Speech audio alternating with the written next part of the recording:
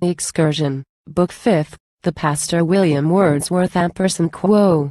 Farewell, deep valley, with thy one rude house, and its small lot of life-supporting fields, and guardian rocks. Farewell, attractive seat. To the still influx of the morning light open, and day's pure cheerfulness, but veiled from human observation, as if yet primeval force wrapped thee round with dark impenetrable shade.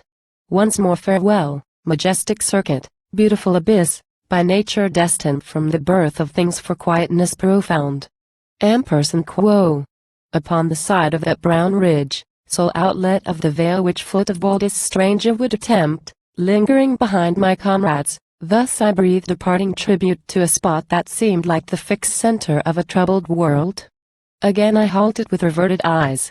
The chain that would not slacken, was at length snapped, and, pursuing leisurely my way, how vain, thought I, is it by change of place to seek that comfort which the mind denies? Yet trial and temptation oft are shunned wisely, and by such tenure do we hold frail life's possessions, that even they whose fate yields no peculiar reason of complaint might, by the promise that is here, be wont to steal from active duties, and embrace obscurity, and undisturbed repose. Knowledge, methinks, in these disordered times, should be allowed a privilege to have her anchorites, like piety of old. Men, who, from faction sacred, and unstained by war, might, if so minded, turn aside uncensured, and subsist, a scattered few living to God and nature, and content with that communion. Consecrated be the spots where such abide. But happier still the man, whom, furthermore, a hope attends that meditation and research may guide his privacy to principles and powers discovered or invented, or set forth, through his acquaintance with the ways of truth, in lucid order, so that, when his course is run, some faithful eulogist may say, he sought not praise, and praise did overlook his unobtrusive merit. But his life, sweet to himself, was exercised in good that shall survive his name and memory. Acknowledgments of gratitude sincere accompanied these musings. Fervent thanks for my own peaceful lot and happy choice. A choice that from the passions of the world withdrew, and fixed me in a still retreat. Sheltered, but not to social duties lost, secluded, but not buried, and with song cheering my days, and with industrious thought, with the ever-welcome company of books, with virtuous friendship's soul-sustaining aid, and with the blessings of domestic love. Thus occupied in mind I paced along, following the rugged road, by sledge or wheel-worn in the moorland, till I overtook my two associates, in the morning sunshine halting together on a rocky knoll, whence the bare road descended rapidly to the green meadows of another vale. Here did our pensive host put forth his hand in sign of farewell. &Quo. Nay, &Quo. The old man said, &Quo. The fragrant air its coolness still retains. The herds and flocks are yet abroad to crop the dewy grass. You cannot leave us now, we must not part at this inviting hour. &Quo. He yielded, though reluctant, for his mind instinctively disposed him to retire to his own covert. As a billow, heaved upon the beach, rolls back into the sea. So we descend, and winding round a rock attain a point that showed the valley stretched in length before us. And, not distant far, upon the rising ground a grey church tower, whose battlements were screened by tufted trees. And towards a crystal mere, that lay beyond among steep hills and woods embosomed, flowed a copious stream with boldly winding course. Here traceable, there hidden, there again to sight restored, and glittering in the sun. On the stream's bank, and everywhere, appeared fair dwellings, single, or in social knots. Some scattered o'er the level, others perched on the hillsides, a cheerful quiet scene, now in its morning purity arrayed. &Quo. As mid some happy valley of the Alps, &Quo. Said I, &Quo.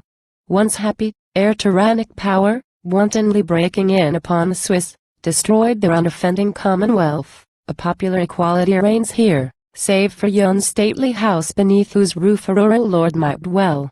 &Quo. &Quo. No feudal pomp, or power, &Quo. Replied the wanderer, &Quo. To that house belongs, but there in his allotted home abides, from year to year, a genuine priest, the shepherd of his flock. Or, as a king is styled, when most affectionately praised, the father of his people. Such is he.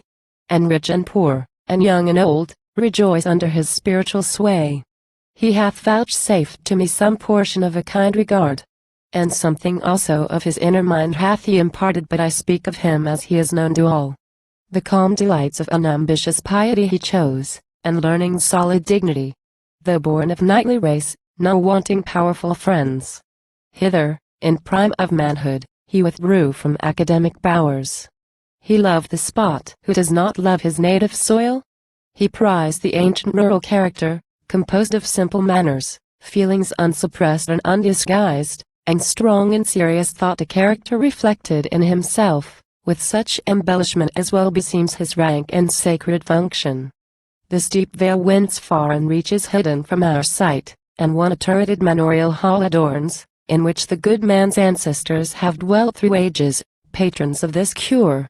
To them, and to his own judicious pains, the vicar's dwelling, and the whole domain, owes that presiding aspect which might well attract your notice. Statelier than could else have been bestowed, through course of common chance, on an unwealthy mountain benefice. Quo. This said, oft pausing, we pursued our way. Now reached the village churchyard till the sun, travelling at steadier pace than ours, had risen above the summits of the highest hills, and round our path darted oppressive beams. As chanced, the portals of the sacred pile stood open, and we entered. On my frame, at such transition from the fervid air, a grateful coolness fell, that seemed to strike the heart, in concert with that tempered awe and natural reverence which the place inspired. Not raised in nice proportions was the pile, but large and massy, for duration built, with pillars crowded, and the roof upheld by naked rafters intricately crossed, like leafless underboughs, in some thick wood, all withered by the depth of shade above. Admonitory texts inscribed the walls, each, in its ornamental scroll, enclosed. Each also crowned with winged heads a pair of rudely painted cherubim. The floor of nave and aisle, in unpretending guise, was occupied by oaken benches ranged in seemly rows. The chancel only showed some vain distinctions, marks of earthly state by immemorial privilege allowed, though with the cincture's special sanctity but ill according. An heraldic shield, varying its tincture with the changeful light, imbued the altar window. Fixed aloft a faded hatchment hung, and one by time yet undiscolored. A capacious pew of sculptured oak stood here, with drapery lined, and marble monuments were here displayed thronging the walls. And on the floor beneath sepulchral stones appeared, with emblems graven and foot-worn epitaphs, and some with small and shining effigies of brass inlaid. The tribute by these various records claimed, duly repaid, each after each, and read the ordinary chronicle of birth, office, alliance, and promotion, all ending in dust. Of upright magistrates, grey doctors strenuous for the mother church, and uncorrupted senators, alike to king and people true. A brazen plate, not easily deciphered, told of one whose course of earthly honor was begun in quality of page among the train of the 8th Henry, when he crossed the seas his royal state to show, and prove his strength in tournament, upon the fields of France. Another tablet registered the death, and praised the gallant bearing, of a knight tried in the sea fights of the 2nd Charles. Near this brave knight his father lay entombed. And, to the silent language-giving voice, I read, how in his manhood's earlier day he, mid the afflictions of intestine war and rightful government subverted, found one only solace, that he had espoused a virtuous lady tenderly beloved for her benign perfections, and yet more endeared to him, for this, that, in her state of wedlock richly crowned with heaven's regard, she with a numerous issue filled his house, who throve, like plants, uninjured by the storm that laid their country waste. No need to speak of less particular notices assigned to youth or maiden gone before their time, and matrons and unwedded sisters old, whose charity and goodness were rehearsed in modest panegyric. Quo. These dim lines, what would they tell? Quo. Said I, but, from the task of puzzling out that faded narrative, with whisper soft my venerable friend called me, and, looking down the darksome aisle, I saw the tenant of the lonely vale standing apart, with curved arm reclined on the baptismal font, his pallid face upturned, as if his mind were rapt, or lost in some abstraction. Gracefully he stood, the semblance bearing of a sculptured form that leans upon a monumental urn in peace, from morn to night, from year to year. Him from that posture did the sexton rouse, who entered, humming carelessly a tune, continuation haply of the notes that had beguiled the work from which he came, with spade and mattock o'er his shoulder hung, to be deposited, for future need, in their appointed place. The pale recluse withdrew, and straight we followed, to a spot where sun and shade were intermixed. For there a broad oak, stretching forth its leafy arms from an adjoining pasture, overhung small space of that green churchyard with a light and pleasant awning. On the moss-grown wall my ancient friend and I together took our seats. And thus the solitary spake, standing before us, Ampersand quo. Did you note the mien of that self-solaced, easy-hearted churl, death's hireling, who scoops at his neighbor's grave, or wraps an old acquaintance up in clay, all unconcerned as he would bind a sheaf, or plant a tree? And did you hear his voice? I was abruptly summoned by the sound from some affecting images and thoughts, which then were silent, but crave utterance now. Much, Ampersand quo. He continued, with dejected look, Ampersand quo. Much, yesterday, was said in glowing phrase, of our sublime dependencies, and hopes for future states of being. And the wings of speculation, joyfully outspread, hovered above our destiny on earth, but stoop, and place the prospect of the soul in sober contrast with reality, and man's substantial life. If this mute earth of what it holds could speak, and every grave was of oleum, shut, yet capable of yielding its contents to eye and ear, we should recoil, stricken with sorrow and shame, to see disclosed, by such dread proof, how ill that which is done accords with what is known to reason, and by conscience is enjoined. How idly, how perversely, life's whole course, to this conclusion, deviates from the line, or of the end stops short, proposed to all at her aspiring outset.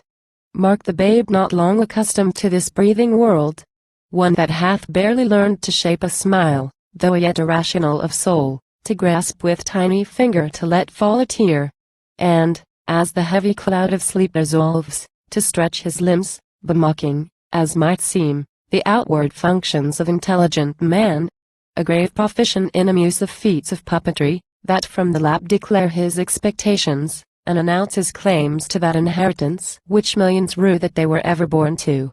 In due time a day of solemn ceremonial comes, when they, who for this minor hold in trust rights that transcend the loftiest heritage of mere humanity, present their charge, for this occasion daintily adorned, at the baptismal font.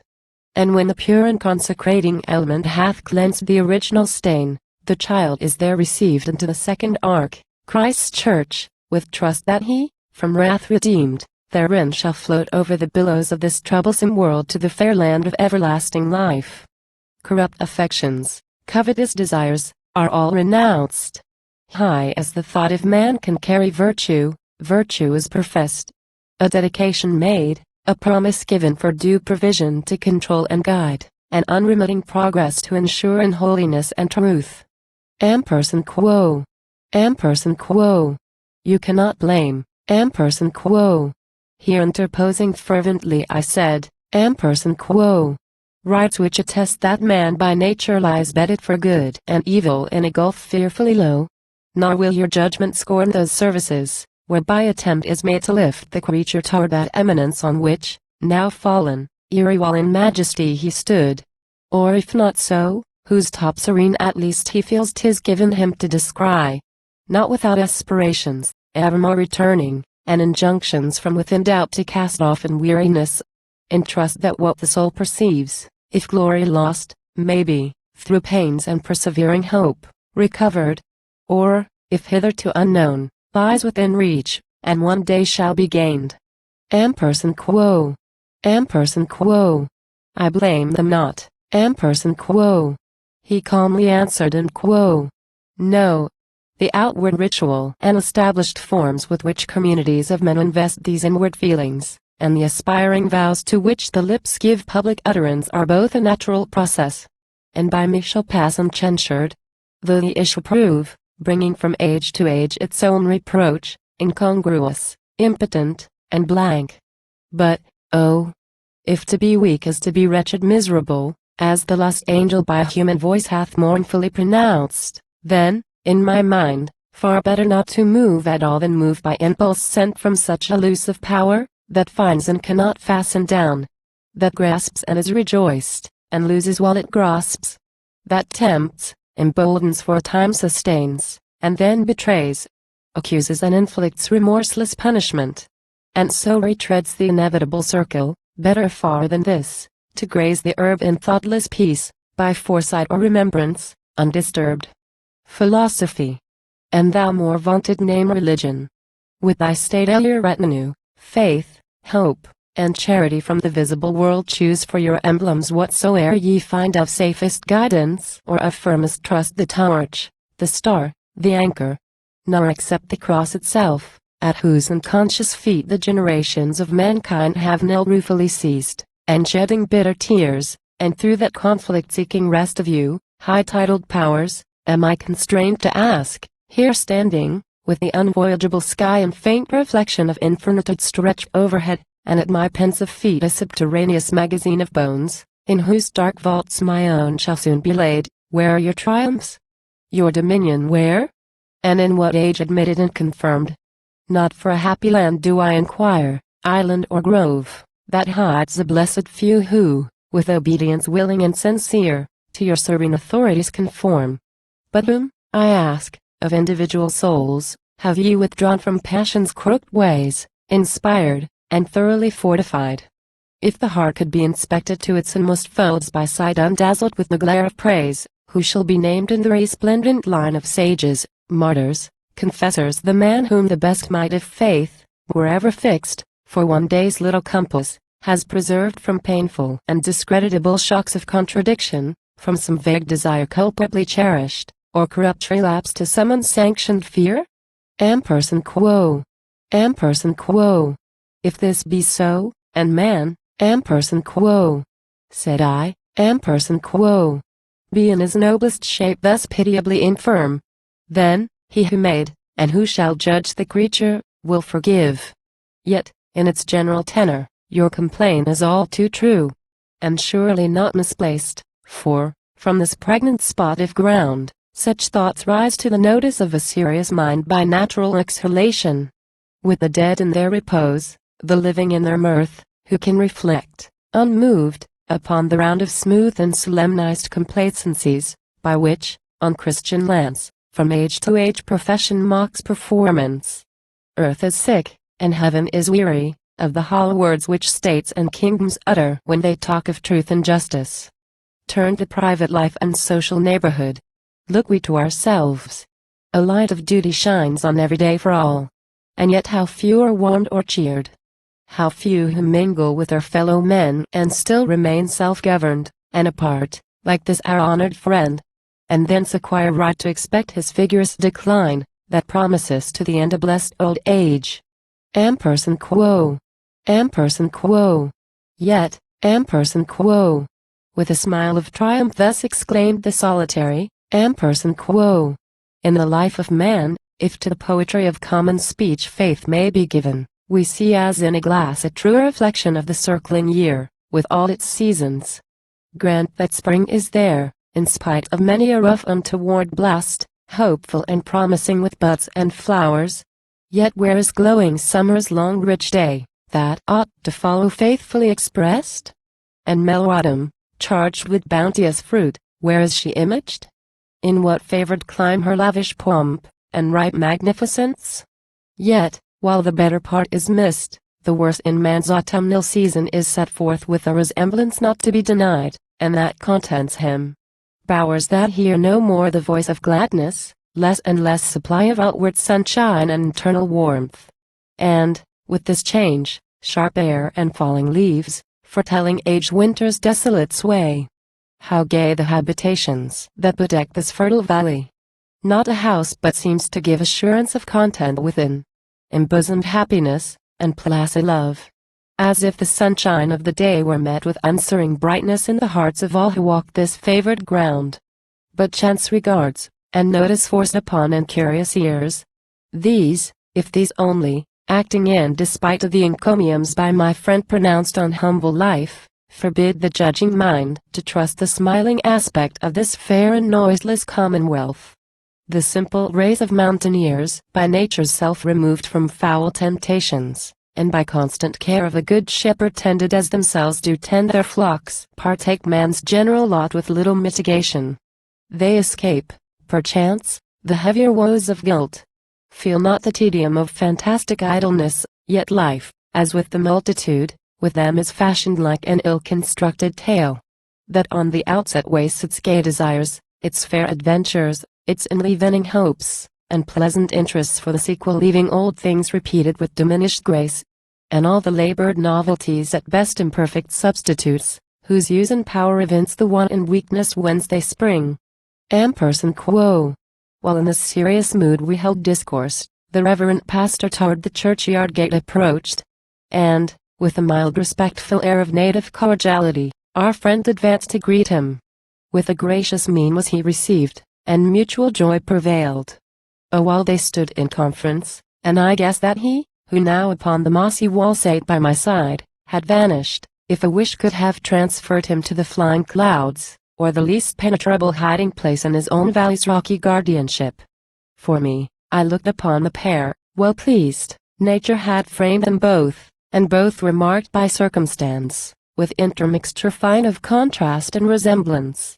To an oak hardy and grand, a weather-beaten oak, fresh in the strength and majesty of age, one might be likened, flourishing appeared, though somewhat past the fullness of his prime, the other like a stately sycamore, that spreads, in gentle pomp, its honeyed shade. A general greeting was exchanged, and soon the pastor learned that his approach had given a welcome interruption to discourse grave, and in truth too often sad. Ampersand quo. Is man a child of hope? Do generations press on generations, without progress made? Halts the individual, ere his hairs be gray, perforce? Are we a creature in whom good preponderates, or evil? Doth the will acknowledge reason's law? A living power is virtue, or no better than a name, fleeting as health or beauty, and unsound?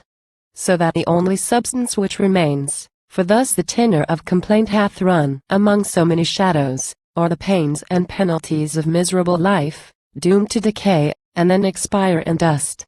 Our cogitations, this way have been drawn, these are the points, ampersand quo. The wanderer said, ampersand quo. On which our inquest turns. Accord, good sir, the light of your experience to dispel this gloom. By your persuasive wisdom shall the heart that frets, or languishes, be stilled and cheered. Ampersand quo. Ampersand quo. Our nature, ampersand quo. Said the priest, in mild reply, ampersand quo. Angels nay weigh and fathom, they perceive, with undistempered and unclouded spirit, the object as it is. But, for ourselves, that speculative height we may not reach. The good and evil are our own, and we are that which we would contemplate from far.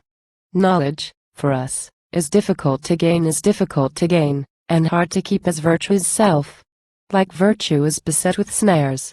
Tried, tempted, subject to decay. Love, admiration, fear, desire, and hate, blind were we without these, through these alone are capable to notice or discern or to record.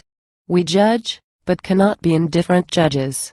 Spite of proudest boast, reason, best reason, is to imperfect man an effort only, and a noble aim. A crown, an attribute of sovereign power, still to be courted never to be won. Look forth, or each man dive into himself.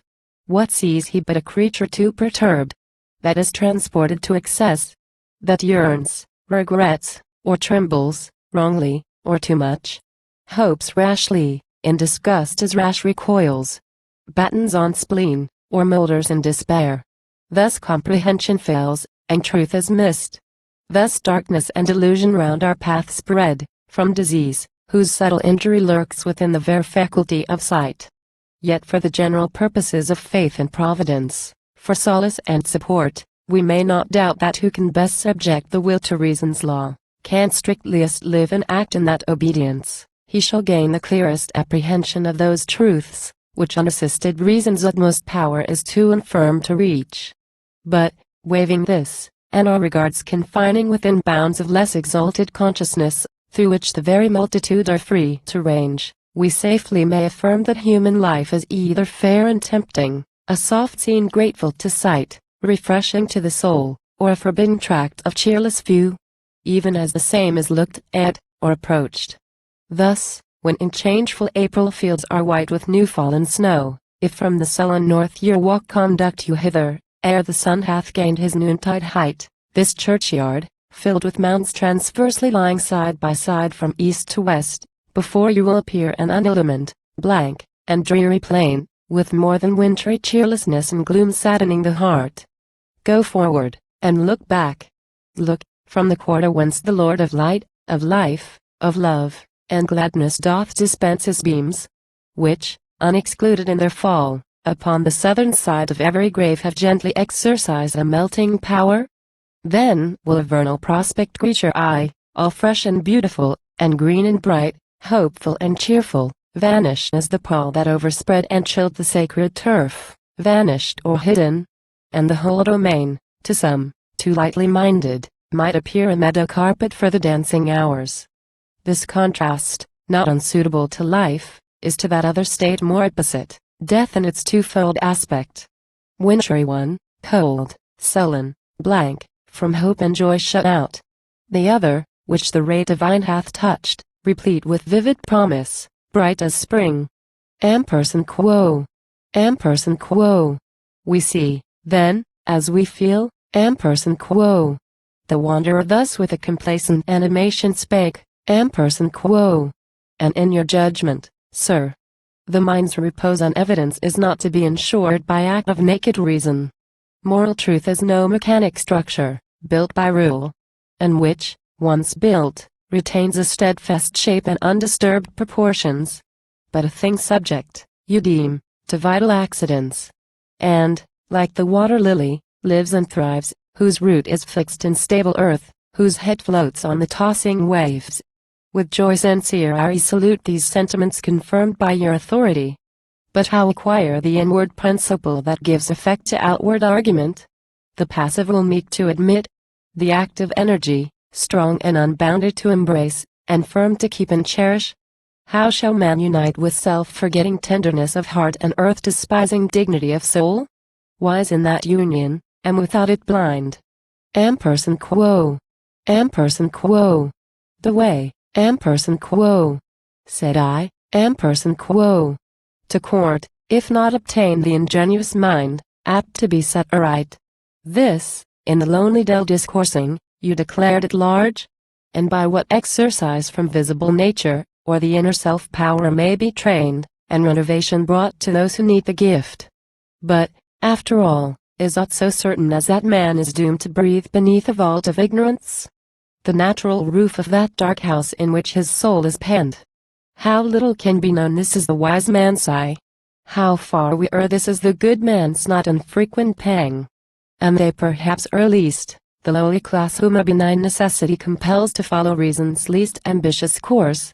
Such do I mean who, unperplexed by doubt, and unincited by a wish to look into high objects farther than they may, pace to and fro, from morn till eventide, the narrow avenue of daily toil for daily bread. Ampersand quo. Ampersand quo. Yes, ampersand quo. Buoyantly exclaimed the pale recluse, and quo. Praise to the sturdy plough, and patient spade. Praise to the simple crook, and ponderous loom resounding while it holds body and mind in one captivity. And let the light mechanic tool be hailed with honor, which, encasing by the power of long companionship, the artist's hand, cuts off that hand, with all its world of nerves, from a too busy commerce with the heart. Inglorious implements of craft and toil, both ye that shape and build, and ye that force, by slow solicitation, earth to yield her annual bounty, sparingly dealt forth with wise reluctance. You would I extol, not for gross good alone which ye produce, but for the impertinent and ceaseless strife of proofs and reasons ye preclude in those who to your dull society are born, and with their humble birthright rest content. Would I had ne'er renounced it. Ampersand quo. A slight flush of moral anger previously had tinged the old man's cheek. But, at this closing turn of self-reproach, it passed away. Said he, ampersand quo. That which we feel we utter. As we think so have we argued. Reaping for our pains no visible recompense. For our relief you, ampersand quo. To the pastor turning thus he spake, ampersand quo. Have kindly interposed. May I entreat your further help? The mine of real life dig for us. And present us, in the shape of virgin ore, that gold which we, by pains fruitless as those of early alchemists, seek from the torturing crucible. There lies around us a domain where you have long watched both the outward course and inner heart. Give us, for our abstractions, solid facts. For our disputes, plain pictures. Say what man he is who cultivates yon hanging field. What qualities of mind she bears, who comes, for morn and evening service, with her pail, to that green pasture?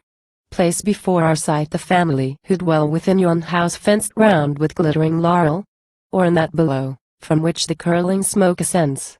Or rather, as we stand on holy earth, ampersand lieutenant, ampersand lieutenant, ampersand lieutenant, ampersand lieutenant.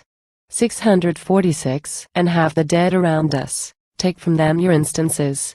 For they are both best known, and by frail man most equitably judged. Epitomize the life. Pronounce, you can, authentic epitaphs on some of these who, from their lowly mansions hither brought, beneath this turf lie mouldering at our feet, so, by your records, may our doubts be solved. And so, not searching higher we may learn to prize the breath we share with humankind, and look upon the dust of man with a we. Ampersand quo. The priest replied in quo. An office you impose for which peculiar requisites are mine. Yet much, I feel, is wanting else the task would be most grateful. True indeed it is that they whom death has hidden from our sight are worthiest of the mind's regard. With these the future cannot contradict the past. Mortality's last exercise and proof is undergone. The transit made that shows the very soul, revealed as she departs. Yet, on your first suggestion, will I give, ere we descend into these silent vaults, one picture from the living.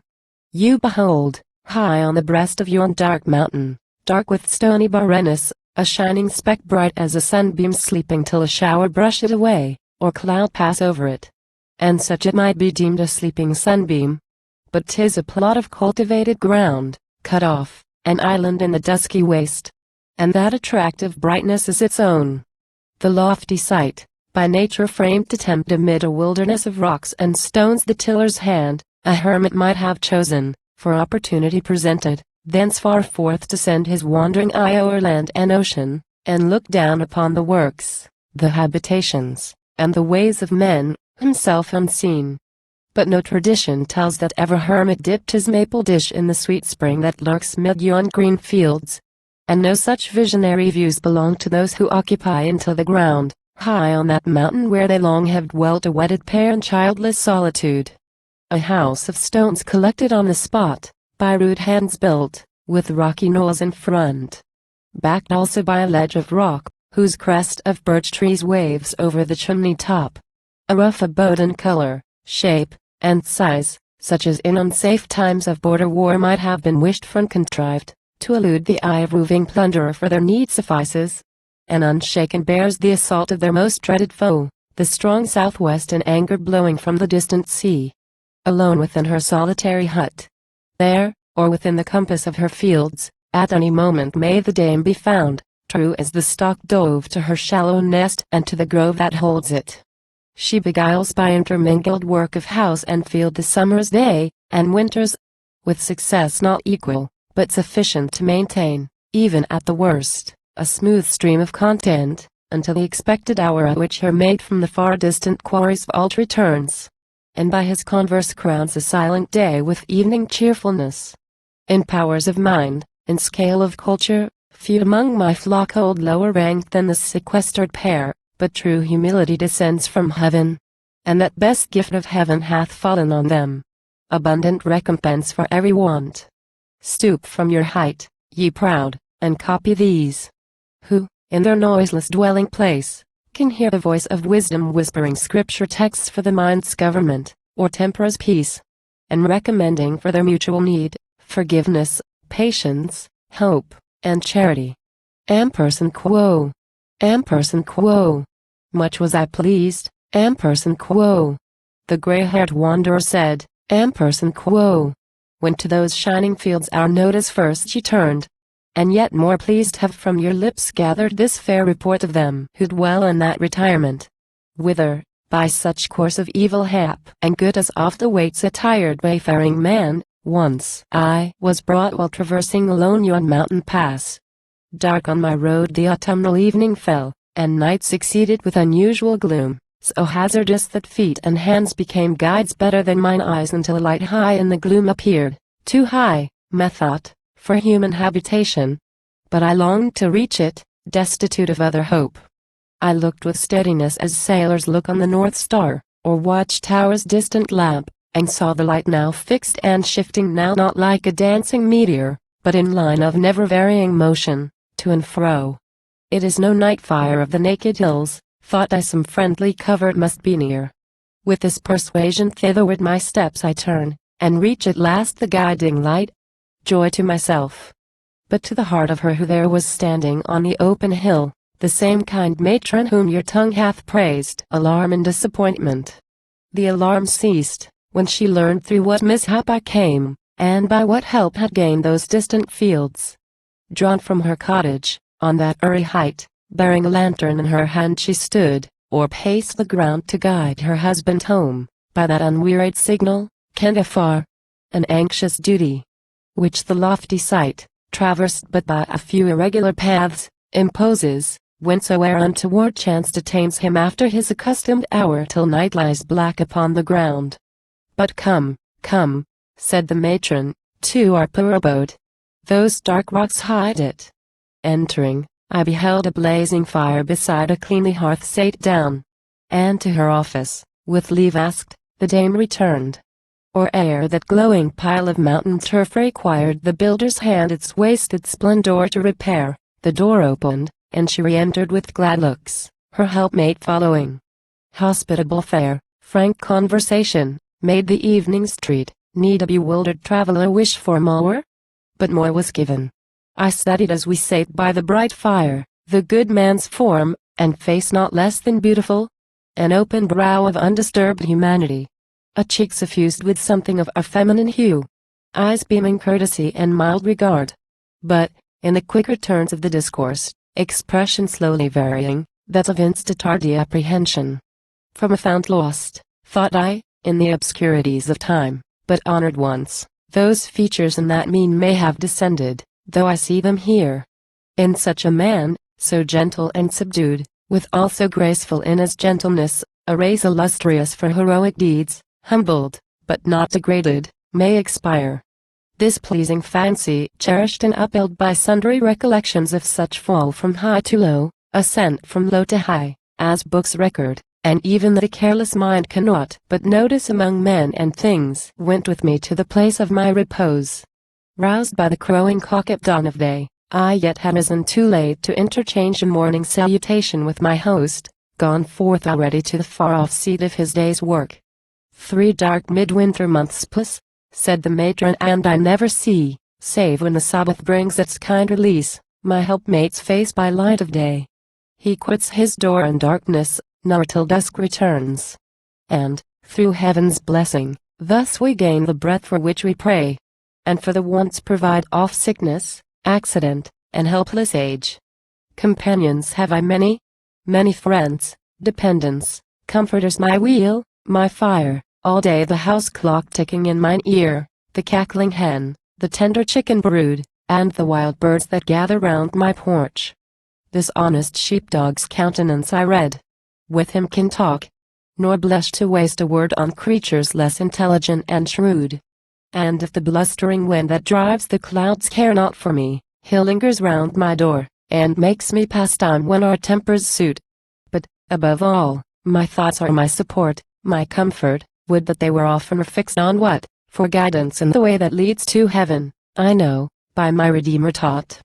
The matron ended, nor could I forbear to exclaim, O happy, yielding to the law of these privations, richer in the main. While thankless thousands are oppressed and clogged by ease and leisure, by the very wealth and pride of opportunity made poor. While tens of thousands falter in their path, and sink, through utter want of cheering light. For you the hours of labor do not flag. For you each evening hath its shining star, and every Sabbath day its golden sun. Ampersand quo. Ampersand quo. Yes. Ampersand quo. Said the solitary with a smile that seemed to break from an expanding heart. Ampersand quo. The untutored bird may found, and so construct, and with such soft materials line, her nest fixed in the center of a prickly brake, that the thorns wound her not. They only guard powers not unjustly likened to those gifts of happy instinct which the woodland bird shares with her species. Nature's grace sometimes upon the individual doth confer, among her higher creatures born and trained to use of reason. And, I own that, tired of the ostentatious world, a swelling stage with empty actions and vain passions stuffed, and from the private struggles of mankind hoping far less than I could wish to hope, far less than once I trusted and believed. I love to hear of those, who, not contending nor summoned to contend for virtue's prize, miss not the humbler good at which they aim, blessed with a kindly faculty to blunt the edge of adverse circumstance, and turn into their contraries the petty plagues and hindrances with which they stand beset. In early youth, among my native hills, I knew a Scottish peasant who possessed a few small crofts of stone-encumbered ground, masses of every shape and size, that lay scattered about under the mouldering walls of a rough precipice, and some, apart, in quarters unobnoxious to such chance, as if the moon had showered them down in spite. But he repined not. Though the plough was scared by these obstructions, round the shady stones a fertilizing moisture, said the swain, gathers, and is preserved, and feeding dews and damps, through all the droughty summer day from out their substance issuing, maintain herbage that never fails. No grass springs up so green, so fresh, so plentiful, as mine. But thinly sown these natures. Rare, at least, the mutual aptitude of seed and soil that yields such kindly product. He, whose bed perhaps yon loose sods cover, the poor pensioner brought yesterday from our sequestered dell here to lie down in lasting quiet, he, if living now, could otherwise report of rustic loneliness, that gray-haired orphan so call him, for humanity to him no parent was feelingly could have told, in life, in death, what solitude can breed of selfishness, and cruelty, and vice, or, if it breed not, hath not power to cure. But your compliance, sir, with our request my words too long have hindered. Ampersand quo. Undeterred, perhaps incited rather, by these shocks, in no ungracious opposition, given to the confiding spirit of his own experienced faith, the reverend pastor said, around him looking, Ampersand quo. Where shall I begin? Who shall be first selected from my flock gathered together in their peaceful fold? Ampersand quo. He paused, and having lifted up his eyes to the pure heaven, he cast them down again upon the earth beneath his feet, and spake, Ampersand quo. To a mysteriously united pair this place is consecrate, to death and life, and to the best affections that proceed from their conjunction. Consecrate to faith in him who bled for man upon the cross, hallowed to revelation, and no less to reason's mandates, and the hopes divine of pure imagination. Above all, to charity, and love, that have provided, within these precincts, a capacious bed and receptacle, open to the good and evil, to the just and the unjust, in which they find an equal resting place, even as the multitude of kindred brooks and streams, whose murmur fills this hollow vale, whether their course be turbulent or smooth, their waters clear or sullied, all are lost within the bosom of yon crystal lake, and end their journey in the same repose. And blessed are they who sleep. And we that know, while in a spot like this we breathe and walk, that all beneath us by the wings are covered of motherly humanity, outspread and gathering all within their tender shade, though loath and slow to come. A battlefield, in stillness left when slaughter is no more, with this compared, makes a strange spectacle. A dismal prospect yields the wild shore strewn with wrecks, and trod by feet of young and old wandering about in miserable search of friends or kindred, whom the angry sea restores not to their prayer. Ah! Who would think that all the scattered subjects which compose earth's melancholy vision through the space of all her climes, these wretched, these depraved, to virtue lost, insensible of peace, from the delights of charity cut off, to pity dead, the oppressor and the oppressed, tyrants who utter the destroying word, and slaves who will consent to be destroyed were of one species with the sheltered few, who, with a dutiful and tender hand, lodged, in a dear appropriated spot, this file of infants. Some that never breathed a vital air. Others, which, though allowed that privilege, did yet expire too soon, or with too brief a warning, to admit administration of the holy rite that lovingly consigns the babe to the arms of Jesus, and his everlasting care. These that in trembling hope are laid apart, and the besprinkled nursling, unrequired till he begins to smile upon the breast that feeds him, and the tottering little one taken from air and sunshine when the rose of infancy first blooms upon his cheek. The thinking, thoughtless, schoolboy, the bold youth of soul impetuous, and the bashful maid smitten while all the promises of life are opening round her. Those of middle age, cast down while confident in strength they stand, like pillars fixed more firmly, as might seem, and more secure, by very weight of all that, for support, rests on them. The decayed and burthensome, and lastly, that poor few whose light of reason is with age extinct. The hopeful and the hopeless, first and last, the earliest summoned and the longest spared are here deposited, with tribute paid various, but unto each some tribute paid. As if, amid these peaceful hills and groves, society were touched with kind concern, and gentle nature grieved, that one should die. Ampersand Lieutenant. Ampersand Lieutenant. Ampersand Lieutenant. Ampersand Lieutenant. 975. Or, if the change demanded no regret, observe the liberating stroke and blessed. And whence that tribute? Wherefore these regards? Ampersand Lieutenant. Ampersand Lieutenant. Ampersand Lieutenant. Ampersand Lieutenant. 978. Not from the naked heart alone of man, though claiming high distinction upon earth as the sole spring and fountainhead of tears, his own peculiar utterance for distress or gladness. No, ampersand quo. The philosophic priest continued, ampersand quo. 'Tis not in the vital seat of feeling to produce them, without aid from the pure soul, the soul sublime and pure, with her two faculties of eye and ear, the one by which a creature, whom his sins have rendered prone, can upward look to heaven, the other that empowers him to perceive the voice of deity, on height and plain, whispering those truths in stillness, which the word, to the four quarters of the winds, proclaims. Not without such assistance could the use of these benign observances prevail. Thus are they born, thus fostered, thus maintained, and by the care perspective of our wise forefathers, who, to guard against the shocks, the fluctuation and decay of things, embodied and established these high truths in solemn institutions, men convinced that life is love and immortality, the being one, and one the element. There lies the channel, an original bed, from the beginning, hollowed out and scooped for man's affections, else betrayed and lost and swallowed up mid deserts infinite. This is the genuine course, the aim, and end of prescient reason. All conclusions else are abject, vain, presumptuous, and perverse. The faith partaking of those holy times, life, I repeat, is energy of love divine or human, exercised in pain, in strife, and tribulation, and ordained, if so approved and sanctified, to pass, through shades and silent rest, to endless joy. Ampersand quo.